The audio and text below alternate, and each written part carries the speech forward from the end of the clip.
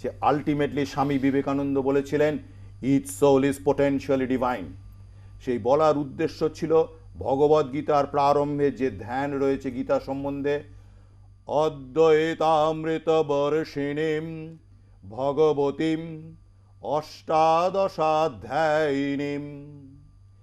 এই কথাটা বলার উদ্দেশ্য এটা অদ্বৈত তত্ত্ব। এখানে ভগবান তিনি মন্দিরে অথবা মসজিদে কোনো জায়গায় একটা বসে রয়েছেন, ভক্তরা নিচু জায়গায় আছেন এবং চিরকাল নিচুতেই থাকবেন এবং চিরকাল প্রণাম আর প্রণামী দিয়ে যাবেন, এরকম ব্যবস্থা নয়।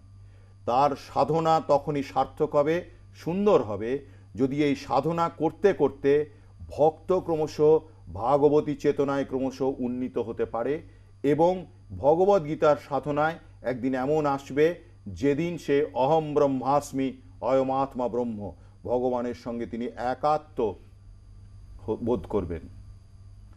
তাই তো তুমি রাজার রাজা হয়ে আমার হৃদয় লাগি ফিরছ কত মনোহরণ বেশে।